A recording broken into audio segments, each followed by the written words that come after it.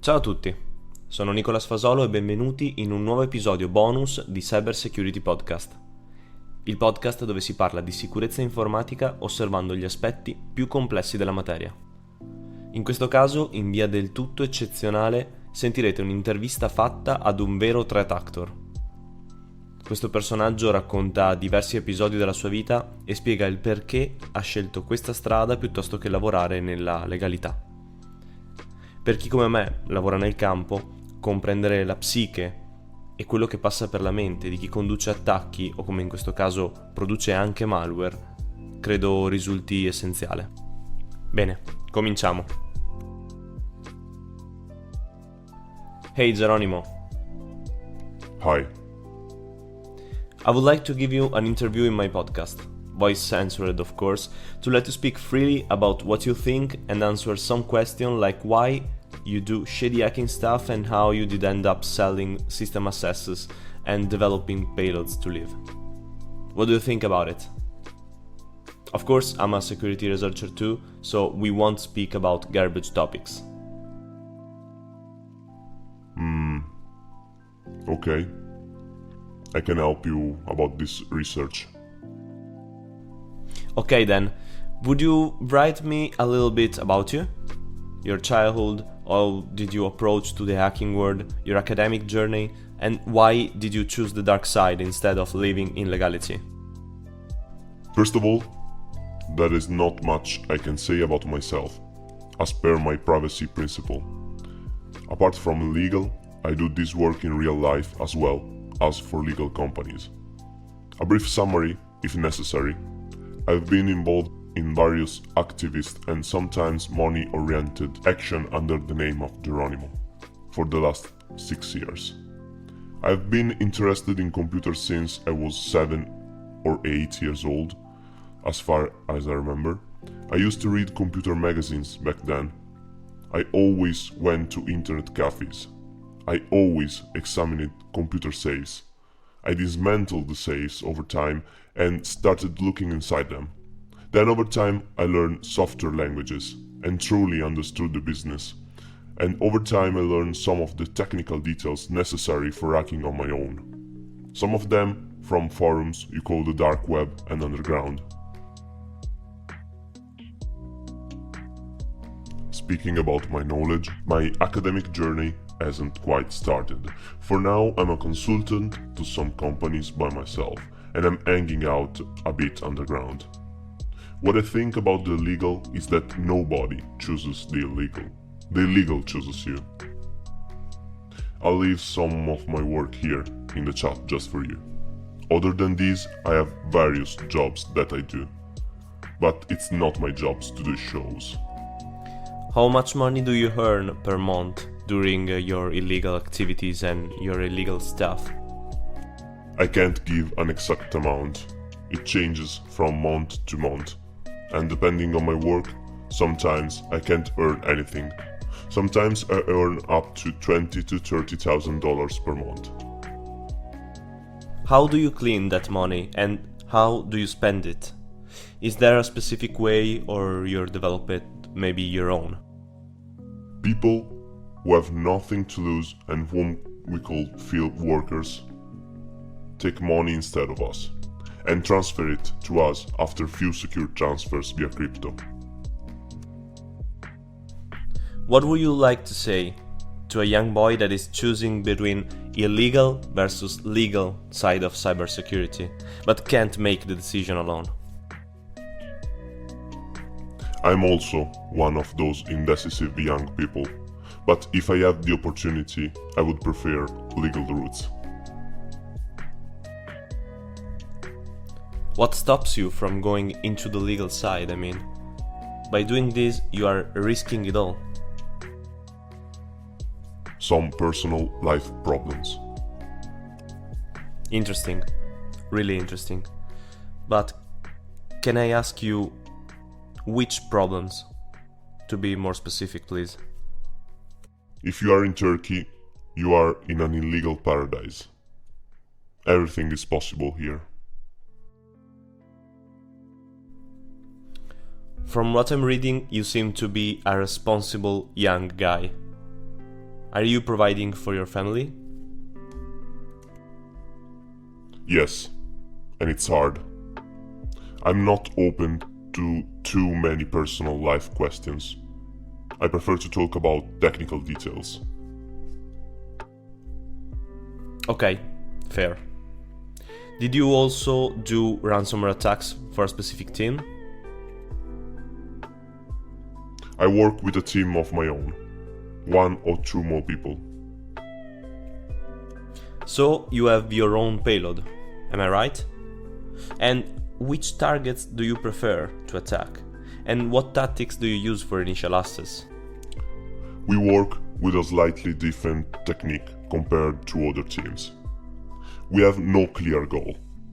We have the data of millions of computers and servers that have been leaked and hacked before. We take this data, identify those who are company or server administrators, sometimes manually, sometimes with artificial intelligence, sometimes with machine learning and whatever. Then we analyze which versions of which application, which version of which operating system they use, and then we start OSINT and some penetration tests on the web applications.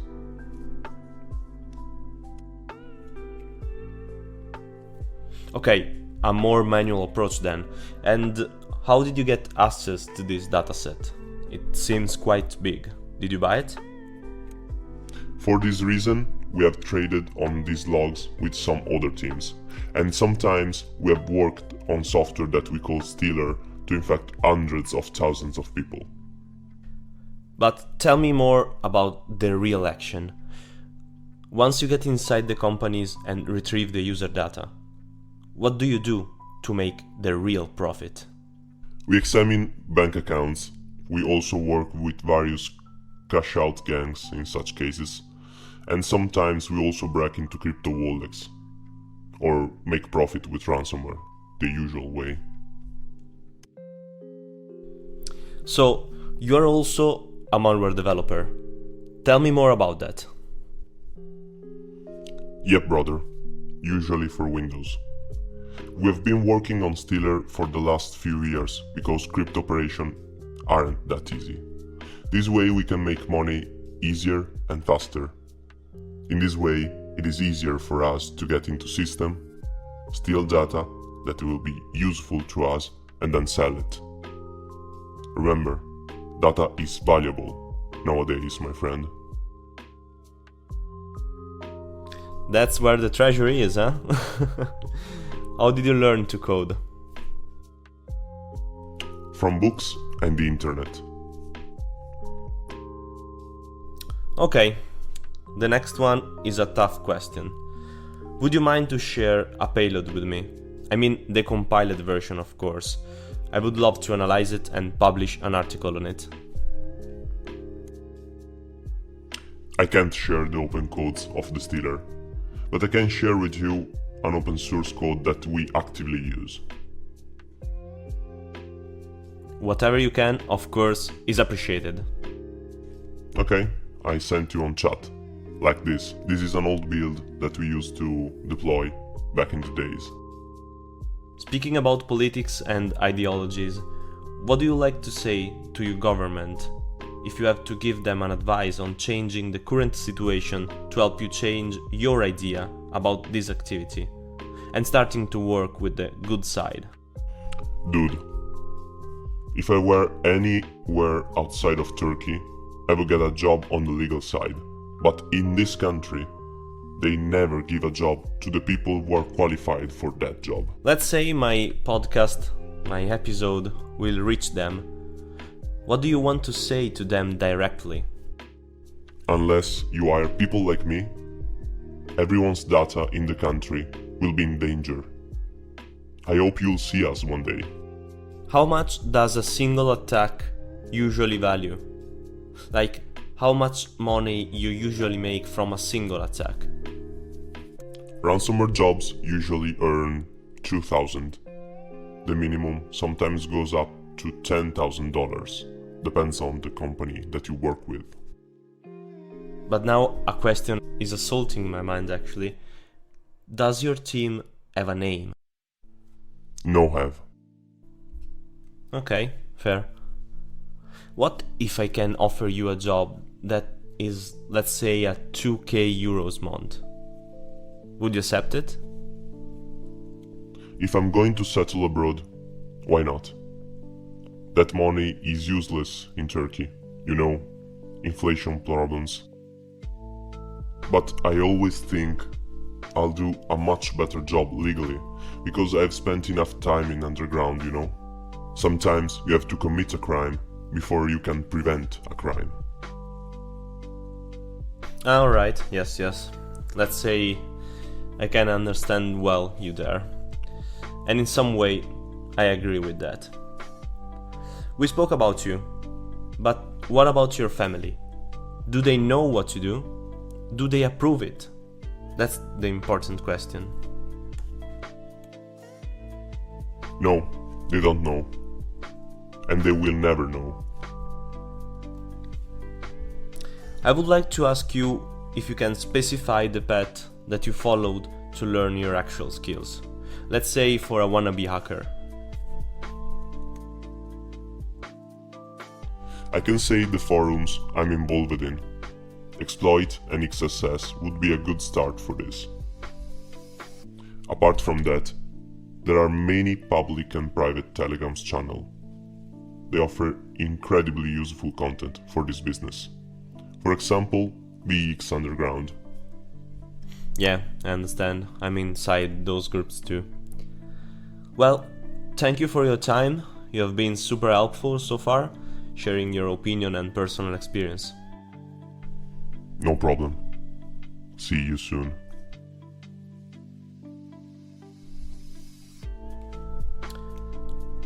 Okay guys, as the episode had an interview in English, I'd like to keep it in English and end it in this way. This interview was the first one of a long series made of many others that will come in the next months. Of course, who is in the official Cybersecurity Podcast Telegram group knows it already, as we'll get deeper and deeper inside either the technical and psychological side of the threat actor lives. This was, of course, a bonus episode. So what else to say apart? Un abbraccio a tutti voi da Nicolas, Cybersecurity Podcast.